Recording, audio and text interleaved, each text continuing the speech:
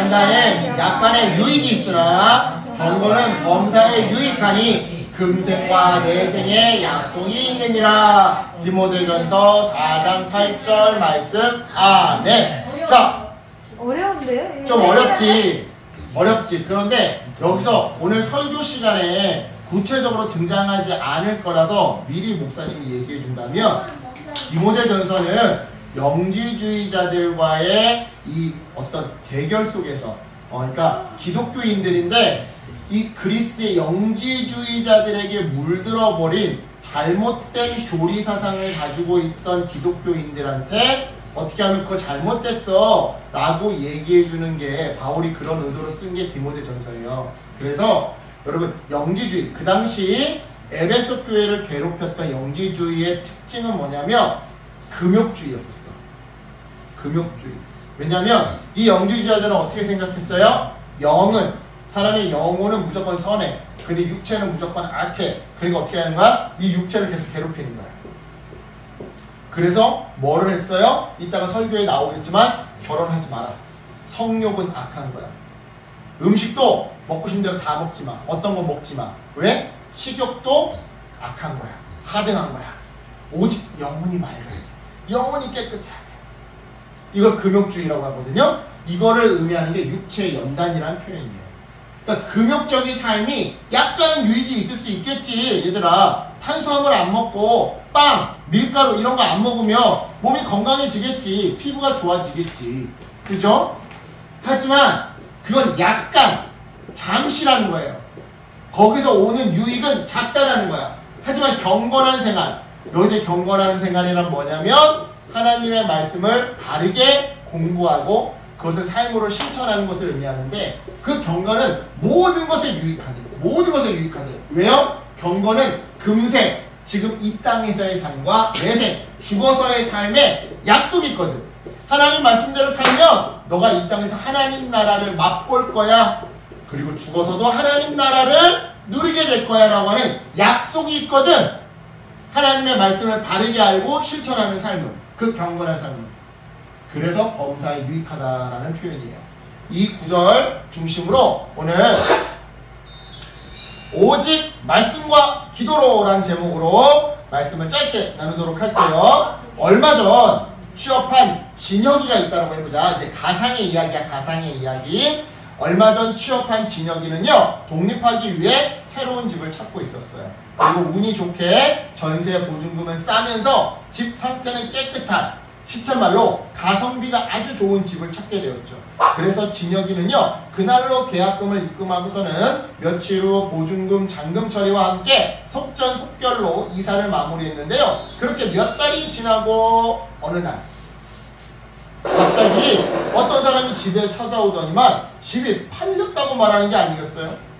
진혁이는 깜짝 놀라 이게 무슨 일인가 집주인에게 전화를 해봤는데요. 글쎄 연락이 안 되는 거예요. 왜요? 집주인이 잠적해버렸으니까. 하는 수 없이 진혁이는요, 혼자서 여기 뛰고 저기 뛰면서 이 상황이 어떻게 된 건지 구체적으로 알아보기 시작했는데, 알고 봤더니 글쎄 잠적한 집주인이 진짜 집주인이 아니었던 거야. 그러니까 사기꾼이 집주인인 척 흉내를 내면서 전세 보증금을 꿀꺽하고 도망을 갔던 거죠. 근데 이게 끝이 아니었어요. 더 충격적인 사실이 있었는데요. 바로 진혁이 혼자만 이 사람한테 사기를 당한 게 아니라 수많은 사람이 이 사람한테 전세 사기를 당했다는 점이었어요. 그러니까 이 사기꾼은 여러 사람한테 똑같은 사기를 친 전문 전세 보증금 사기꾼이었던 거죠. 그런데 여러분, 그거 아세요? 방금 이 진혁이 이야기처럼 요 근래 우리나라에서 이런 전세 사기를 당하는 사람들이 엄청 많대요. 즉, 여러분도 커서 대학을 가면 이제 자취방을 얻게 될 텐데, 자취방을 얻으면서 이런 사기를 언제든지 쉽게 당할 수 있더라 이 말이죠. 그렇다면 여러분, 어떻게 해야 이런 사기를 당하지 않을 수 있을까요? 집 계약을 하기 전에 집 주인의 신분과 소유권을 꼼꼼하게 확인해야 해요. 뿐만 아니라 이사 가게 될 집에 대해서도 여러 차례 점검하고 또 확인해야 하죠. 이런 맥락에서 우리가 교회에서 듣고 배우는 가르침도 마찬가지예요. 즉, 우리가 듣고 배우는 수많은 가르침들이 이현희 목사님이 하는 저 설교가 정말 복음에 잘 맞아떨어지는 가르침인지, 아니면 이현희 목사 저 사람이 복음과 전혀 다른 가르침을 지금 전하고 있는 것인지 아주 꼼꼼하게 점검하고 또 확인해 봐야 한다 이 말이죠. 왜요? 이렇게 안 하면요 언제든 거짓 교사들의 다른 복음, 잘못된 가르침에 유혹될 수 있으니까. 그렇다면 여러분, 우리는 어떻게 거짓 교사들을 분별하고 다른 복음을 걸러낼 수 있을까요? 우리 본문에서 그 답을 찾아보도록 해볼게요. 자, 오늘 본문에서 사도 바울은요, 마지막 때가 되면 어떤 사람들이 나타나서 믿음에서 떠나게 될 거라고 말하는데요. 거기서 마지막 때는 종말을 의미해요. 종말. 그리고 성경에서 말하는 종말이란 어디 이상한 사이비들이 이야기하는 것처럼, 또는 흥미를 유발하는 소설이나 영화에 등장하는 것처럼, 또는 지구 과학자들이 말하는 것처럼 세상이 멸망하는 어떤 결정적인 어떤 날을 의미하는 게 아니에요. 그게 아니라 예수님이 오신 날부터 다시 오실 그 날까지 그 중간기를 의미하는 전문 신학 용어가 종말이에요. 그러니까 예수님 초림 이미 오셨죠. 예수님 나중에 다시 오실 거죠? 이 중간, 이 시간이 다 종말이다 이 말이야. 성경적으로. 그러니까 여러분, 지금 우리는요 종말의 시대를 살고 있는 거예요. 미안해. 따라서 오늘 본문에서 바울이 말한 마지막 때가 되면 어떤 사람들이 믿음에서 떠나게 될 거란다 라는 표현은요, 예수님이 다시 오실 때까지 예수님을 믿는다고 이미 고백했던 사람들 중에 몇몇 사람들이 그 믿음에서 벗어나 잘못된 가르침에 빠지게 될 거란다 라는 의미였던 건데요. 그렇다면 여러분, 바울 당시에 바른 믿음에서 벗어나 잘못된 가르침을 따르던 자들은 과연 무엇을 믿고 무엇을 전했던 걸까요? 그들은 먼저 결혼을 하면 안 된다고 가르쳤고요. 또한 어떤 특정한 음식들은 먹으면 안 된다고 가르쳤어요. 즉, 인간의 기본적인 욕구, 대표적으로 성욕과 식욕을 거부하고 그것들을 초월하면 더 거룩해질 수 있다라고 하는 아주 비성경적인 교리를 믿고 가르치며 그렇게 살았던 거죠. 이러한 이들의 가르침과 삶을 가리켜 우리는 아까 전에 얘기했던 것처럼 금욕주의라고 부르는데요. 이 금욕주의에 맞서 사도 바울은요, 모든 음식은 하나님이 주신 것이기에 감사함으로 먹으면 버릴 것이 없습니다 라고 선포했어요. 결혼도 마찬가지로 결혼은 거룩하신 하나님이 만드신 거룩한 제도로서 이 결혼을 통해 하나님은 가정을 세우시고 나아가 가정들이 모여 교회를 세우는 것이기에 결혼을 금지하는 것은 잘못된 교리입니다 라고 주장했죠. 이와 같은 바울의 가르침이야말로 성경에 딱 맞아떨어지는 바른 복음, 올바른 가르침이었는데요. 이런 맥락에서 하나님이 인간을 창조할 때 주신 기본적인 욕구, 그러니까 성욕, 식욕 또는 수면욕, 이런 것들은요 여러분 모두 선한 것들이에요. 물론 우리의 죄악된 마음 때문에 이 성욕을 결혼한 배우자와만 나누는 것이 아니라 혼전관계를 맺는다거나 또는 야동을 본다거나 또는 바람을 핀다거나, 이건 잘못된 거지. 이건 잘못이지. 그죠?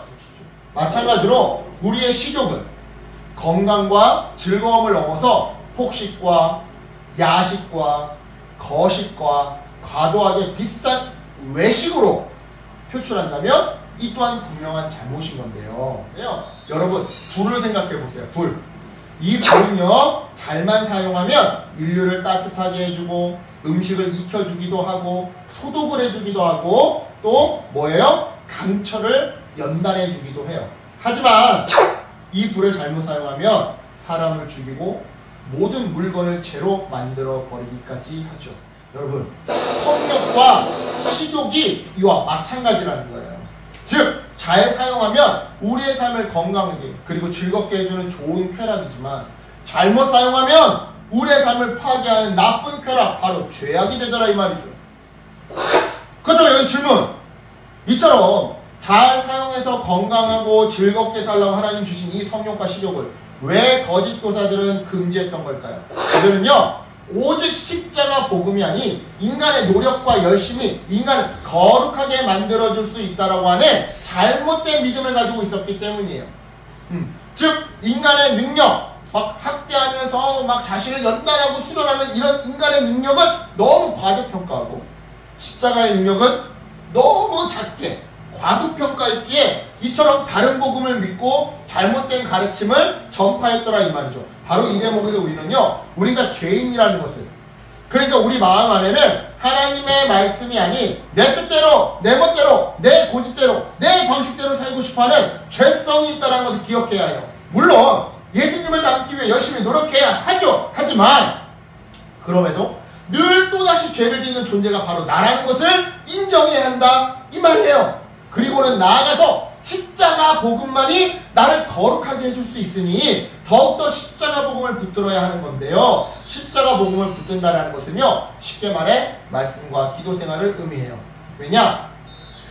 하나님이 주신 말씀을 깊게 묵상하며 그 말씀을 붙들고 기도할 때 우리는 십자가의 능력을 받을 수 있기 때문이죠. 그래요 여러분, 이처럼 복음은요 그리스도의 십자가만을 붙들고 의지하는 삶이에요. 하지만 많은 사람들이 이 진리의 복음이 너무 단순하고 쉽다라는 이유로, 그래서 정말 내가 거룩해지고 있는 것인지 잘 느껴지지 않고 눈으로 잘 확인이 안 된다라는 이유로 거부하곤 하죠. 원래 여러분, 죄인들은요 늘 사람들에게 인정받고 싶어하고 칭찬받고 싶어해서 거룩한 척, 믿음 좋은 척 이렇게 척척박사로 보여지려고 금욕적이고 율법적인 삶에 빠지곤 하는 건데요. 마치 이런 것처럼, 이처럼 여러분 자신이 행한 행동, 이 공로를, 그러니까 내가 얼마나 헌금 많이 했고 얼마나 교회도 봉사 많이 했는지 이런 공로를 내세우면서 자기 힘으로 거룩하게 살 수 있다라고 생각하는 것이야말로 바로 잘못된 복음이에요. 왜냐? 다시 말하지만 우리는 우리가 한 공로로 거룩해질 수 없거든요. 공로를 쌓으면 쌓을수록 오히려 더 계속 실수하며 죄를 반복하는 내 자신만 발견하면서 더욱 좌절할 뿐이거든요. 대표적인 거야. 엄마가 잔소리했어. 야, 너네 엄마가 잔소리하면 바로 고쳐져? 아니요? 안 고쳐지지. 100번이도 안 고쳐져요. 잘 안 고쳐져. 원래 그런 거야. 그게 사람이야. 그게 사람이야. 엄마가 잔소리했어. 내가 엄마를 사랑해. 그리고 내가 정말 잘못했다는 걸 깨달았어. 그래서 엄마 말대로 듣고 싶어. 근데 하면 자꾸 잘 안 돼. 자꾸 까먹어. 내 몸에 안 배겨져 있어. 그러니까 계속 뭐만 발견하는 거야? 엄마를 실망시키는 나만 발견하게 되는 거야. 엄마한테 잔소리 듣는 나만 발견하게 되는 거야. 여러분, 우리는요 우리의 공로로 절대 거룩해질 수 없어요. 공로를 쌓으면 쌓을수록 오히려 절대 깨끗해지지 않는 내 자신을 발견하더라 이 말이야. 그러니까 여러분, 오늘 말씀을 기억하면서 더욱 말씀과 기도에 집중하는 우리가 되었으면 좋겠어요. 오직 말씀과 기도만이 우리를 거룩하게 만들어요. 즉 다른 방법이 없다 이 말이에요. 그러니까 이번 한 주도 더욱 말씀을 깊게 묵상했으면 좋겠어요. 그리고 그 말씀을 붙들고 말씀대로 살게 해달라고 진실하게 기도했으면 좋겠어요. 그렇게 말씀을 붙들고 말씀대로 살게 해달라고 기도할 때 그때 성령님이 우리를 도와주셔요. 그렇게 해서 그래서 거룩한 삶을 살도록 힘과 지혜와 용기를 부어주셔요. 그러니까 여러분, 말씀과 기도로 거짓 교사와 다른 복음을 물리치는 사람들 되기를 예수님의 이름으로 축복합니다. 아멘. 기도할게요. 하나님 감사합니다.